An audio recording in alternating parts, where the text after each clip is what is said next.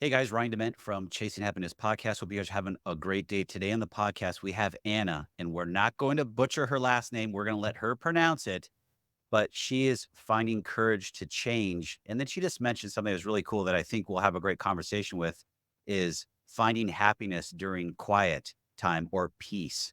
Anna, welcome to the show. Thank you so much, Ryan. Such a pleasure to be here. And my full name is Anna Megrelishvili. I'm just such an honor to be on your podcast. Thank you for coming on. Can you tell the listeners a little bit about yourself? Absolutely. I run a networking organization called Christian Professionals Network Worldwide. And then I also run a foundation under that organization. And in the foundation, we do mentorship of the homeless here in Atlanta, Georgia. Okay. That's cool. You did tell me briefly before we started recording that you quit your day job. What was that job? Yeah. For over 10 years, I was building a very successful sales career. So I climbed that corporate ladder to eventually running multi-million dollar sales department, but was really miserable in my career, even though I was making so much money. And so then I quit and I went on a year sabbatical of year of discovery of what my purpose and my mission was. And throughout a lot of meandering, this came as a vision in one of the silent retreats. And then I'm just executing that vision right now. So what got you to that point to say you were done with your job and you were gonna go about and do a sabbatical? What were there triggering points? Were there actions? Were there something events that happened in your life? So I think it happens to many people. So you have this growing unhappiness with something in your life. And so for me, it was this unhappiness with my job. And it was not necessarily the job itself. It was more like I felt like my gifts and talents should be used for the good of the world. And I wasn't really doing that. Wealth acquisition was my primary motivator for a long time because I grew up super poor in Eastern Europe. And so when I came to this country, I was just going after that American dream.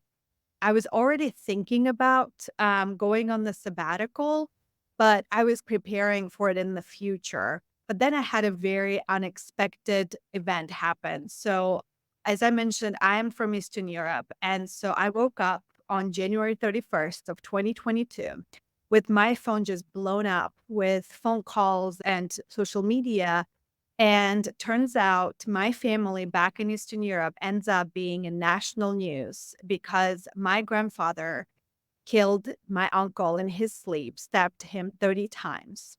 And so you can imagine just the shock of it, right? And so I was the cycle breaker who was like, enough is enough. I'm exiting, I'm coming, and I'm starting over my life here. And so when something like this happened, you just think like, how miserable was his life that he chose to kill his own son to exit whatever suffering was happening, right? And so I was like, I cannot work one more day in this miserable job because I don't know what tomorrow brings. And so literally the next day, I went in and gave my 2-week notice and then started my sabbatical.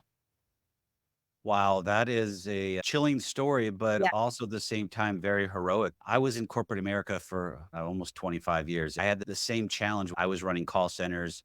I was in corporate America, finance, pretty much any asset I touched, and I was making a ton of money, but I was just miserable. It just didn't work. So that happens. You put your 2-week notice in. Walk us through what happened after that. Yes, I truly think every person in this world should have a year of sabbatical because it's just such a transformational experience. Like many people, I just went to school and I worked from age 18 nonstop, and you maybe get 2 weeks vacation, right? So you never slow down to really think, what is my gift? What is it that I truly want to do? You hear of the story of, oh, you find your purpose when you do it. If you could do it for free, you would basically, right?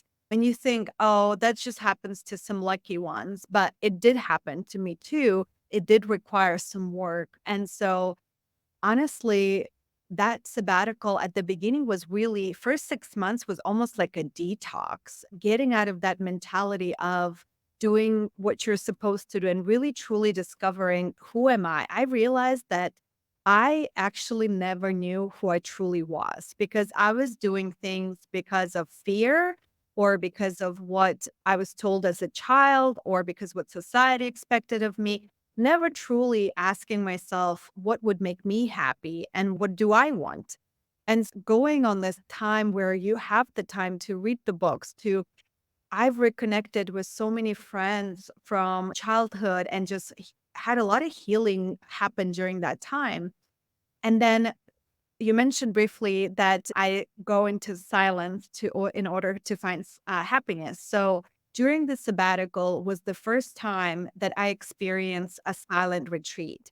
And now it's really part of my life. Now I go twice a year on these silent retreat. I will tell a little bit about what it entails because I've learned that not many people have experienced it, but Yeah. I go on a retreat for 5 days, and it's what it says, silent. You do not speak for an entire time. You have no cell phones. You're completely cut off from the world. Mhm. And, I'm a Christian, so I use this time to really spend time in prayer and asking for guidance. There's a really interesting thing that happens during a silent retreat. First day and a half, maybe 2 days sometimes, it's almost like a wash. What you end up experiencing, like, you are detoxing from the world. You just feel so tired. People sleep. Sometimes I sleep for 12 hours nonstop. It's this feeling that Wow. we never get. So think about this, Ryan. When was the last time you walked into a room and nothing was expected of you? Nothing. You don't have to answer phone calls. Nobody's going to call you. Most people say maybe when they were a child, right? We just don't get that anymore. But during silent retreats, you walk into your room, nobody can reach you, and you're not going to reach anybody else. It's just you and God. So you're shedding, so you're emptying yourself that first 2 days. Really, that's the rest it's active resting, what happens in that first 2 days. The third day is really when you suddenly feel this jolt of energy, and suddenly that's the when magic happens. So during my first retreat, I wrote my book in 2 days. So I wrote Wow. Finding Courage to Change in 2 days. So that happened on the 3rd and 4th day. I just had my laptop. I didn't have internet, so just literally Word document, and it just felt like divine download. So it's just you're allowing your creativity, anything just to flow through you, right? There's a lot of guidance that I've received during that time. When I went on my second retreat, that's when God really gave me the vision for everything that I'm doing right now. He gave me basically a business plan and how it's going to look and everything that I needed to do. So while it was really overwhelming because I felt like I was really underqualified to do it, I was like, you know what? It's just maybe it's a 5-year plan. All I need to do is just start moving toward it. And I did. And so fast forward to a year and a half later, what I thought would be a 5-year plan happened in a year and a half. And I really highly contribute that every 4 months I go on silent retreats before any major decisions and I seek that guidance and all the answers come and you really move in a much faster way towards your goal. When you say silent, you literally cannot talk to anybody? You're in the room by yourself. So typically, so there's different ways you can do it. As I was growing in the practice, I went on structured silent retreats. So different monasteries throughout the United States. The first one I went to is in Kentucky. And the reason why I went there is because they actually have huge grounds and I love being in nature. So you could go for a 3-hour hike and just still be there on their grounds. So you feel very safe, like you're still within the monastery community. But basically, the meals are pre cooked for you at a certain time. You can go downstairs. There are other people who are eating, but nobody's allowed to talk. So you basically are around people as you're eating your lunch, but nobody is talking. So Wow. That's huge. I get about disconnecting from technology and telephones to that extent, Mhm. but not being able to talk to people, that's game changing. When you went to your first one, how difficult was that for you? Do you know, surprisingly, so I'm an extrovert, so I thought it would be difficult for me not to talk. That was actually the easy part, uh, not talking to people. The hard part actually came the third day is the disconnection from cell phones. We don't realize, like, I've had this thought, what if somebody is trying to reach me? What if there's something that is happening in my business that I need to know, right? And you just have to fight yourself to not turn on that phone. That was the hardest part, is really feeling disconnected. What if something is happening? But really, as you grow and practice, like I just went on my fifth one in May. And because I've already have so much discipline and practice, this one I actually organized myself. So I just rented a private condo right on the beach at my favorite beach and drove there, pre-cooked all my meals. So basically, once I parked my car, turned off my phone. That's it. I'm cut off until it's time to leave. All my meals were pre-cooked, and I just really loved that time of walking on the beach and just really communing with God and praying. You feel such peace and happiness unlike anything you ever experienced. I honestly, this last time didn't want to come back. It was really so good. And I finally understand why people become monks and nuns, because I just experienced just a little glimpse of what they must experience in their life. It's just such pure joy, calm, peace. Like there's no worry in the world. It's just amazing practice. How long do you typically do it for? 5 days. 5 days? I don't recommend to do anything below 3 days. And here's why, because first two is a wash. It's really the third day is when you start receiving the guidance and you're becoming productive in a sense.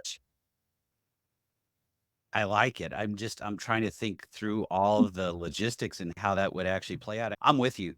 Your cell phone is like an addictive thing, and it's a double-edged sword. It's great because it helps you with business, but at the same time, we're addicted to them. It's just one of those things, and I don't know if you've ever read the book Atomic Habits by any chance? Mhm. Yeah, so I've read it 4 times, and I like, on the 3rd or 4th time, it finally stuck. Every morning I get up, I leave the cell phone there, but it's where I start journaling. I'm old enough with all this gray here. I write stuff down. I read verses out of the Bible. I have a devotional journal that I look at and so forth and read, but it's just that time to connect and be quiet. My phone is on do not disturb, so I get nothing. Yep. It really gets my day focused and started. But Mhm. I think there's more to be done, and I like what you're talking about. Is there it How could we, as people that are trying to get this piece and go to that space, are there ways that we can step into it slowly but surely to Mhm. where some people might have a very hard time doing it? So maybe there's some baby steps or stacking those wins as atomic habits you do to make those routines.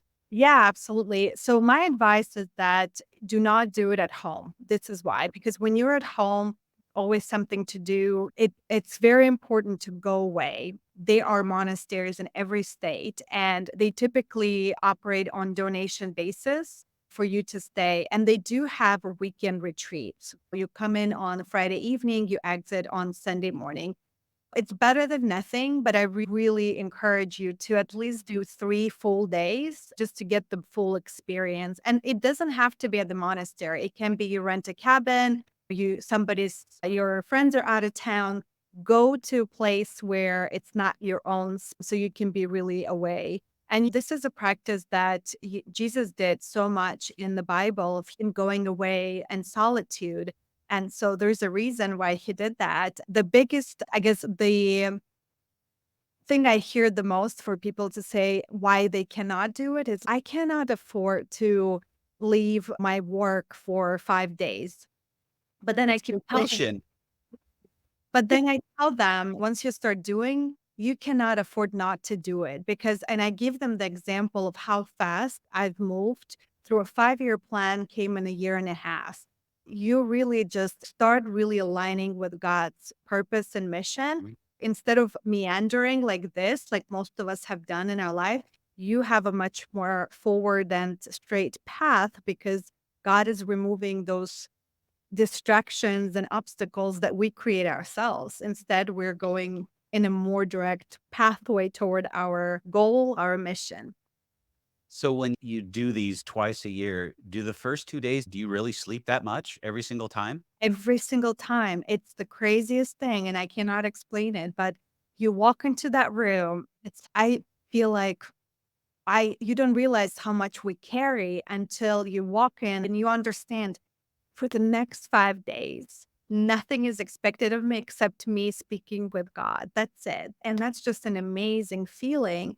But yeah, I first day, sometimes I don't even get up to eat. And then if you wake up, it's this craziest thing. And I've asked other people who have started going after I've talked to them, and they have similar experience. So I really think that this is really our bodies just detoxing from the demands of the world so that we're that vessel that can receive on that third day.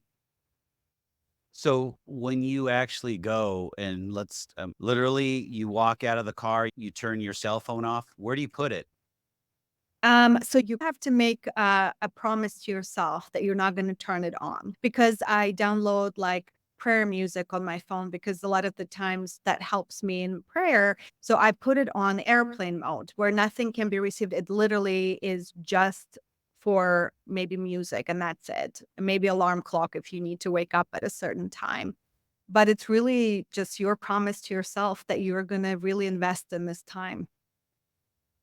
So what could be 3 nuggets you could share with the audience about how we could implement this in our lives or start working towards it to be able to do that?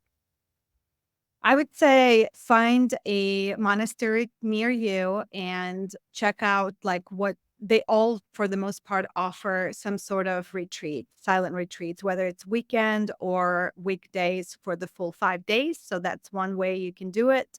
Definitely go ahead and plan for it. So if you already put it on your schedule for whatever few months down the road, then it's on your schedule and then you can do it and really see what effects it will have.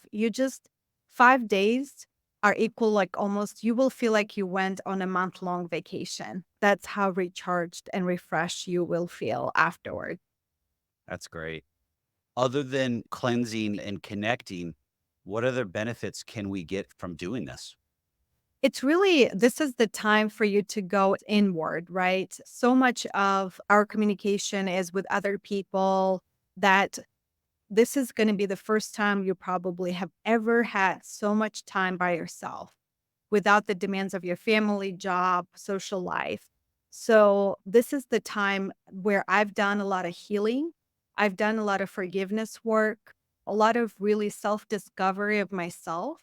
And really, most people don't even realize that we don't know ourselves as well as we should. Mhm.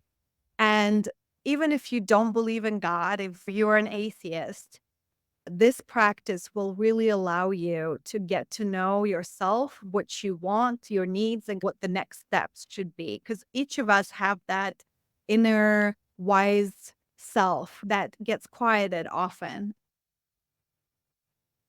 I guess as we get close to wrapping this up, I got a couple other questions. Since you've done this, you've said you've taken a 5-year plan and made it into an 18-month plan. Mhm. What other benefits did you get from by doing this? So I wrote my book. Forgot Yeah. that bit. Wrote my book. Lots of it avoided me a lot of bad decisions too, especially I was going to take my business in a completely different direction. Luckily, I don't make any major decisions until I go on silent retreats. And God was very like, no, this is not the way. This is the way. And it didn't make sense to me at that point because I wanted to really grow the networking side. But God was like, no, you need to start the foundation now. Like, okay, I trust you. And then I did. And now I see, okay, this is why he did it. So now the two really came together. And so it really propelled both sides tremendously. So it saved me tons of time, tons of resources, right? If not for this. It helped me save some time. So I'll give you another example. With my book, when I wrote it, I started praying and said, okay, Lord, do you want me to publish this book or is it just my healing work? And the answer was very clear. No, this needs to be published. And then I was like, okay, I know nothing about publishing. Do I need to self publish? Do I need to send it out to publishers? And then God was like, how about option C? And the answer was, actually, all I need you to do is talk to people about it. I'm going to send somebody who's going to help you. Kid you not, less than 4 months later, I'm having a coffee with a business acquaintance and telling her, yeah, I just wrote this book and I'm looking to how to publish it. And she's, oh, we're going to this networking event. I'm going to introduce you to my friend. She helped me publish my book. Kid you not, like how God said that person was brought to me. I didn't have to do anything and just saved me so much just energy and time and commitment to resources when it just happened so naturally. That's great. This is a great story. You seem very happy. You're very connected. You're on a path that you truly want to be on. So that is wonderful. From that perspective, do you work with clients? You're talking about the Christian network and so forth. Can you talk a little bit about that as we wrap up the actual show? Yeah. So right now we're really focusing on growing it in other states as well. So we're looking for leaders in other states to start chapters because we do believe that community is really important for happiness. And then with that, we also currently, obviously, we're in Atlanta. We're looking for more mentors who would want to mentor the homeless here locally. And then as we grow to other states, we'll also start recruiting mentors there. But the biggest thing that we're solving for is really solving for relationship poverty. 1 in 5 Americans, when surveyed, say that they're really unhappy, they feel alone and isolated. And so we're here to really help with that. We do believe that having strong community and friendships is the way to really add to your happiness. So, yeah, that's where we are right now. And if somebody wants to join or maybe be a mentor, how would they get a hold of you? Yeah. So the best way is to go on our website and it's www.cpnworldwide.com. Okay. CP. I love what you're doing, but also better yet, you actually are doing something that, like you said, most people aren't talking about, but you're actually doing it, and it's put you in such a better place in life, and you can really truly tell that you're happy. Yes. And I encourage all the listeners to try it out. What do you have to lose?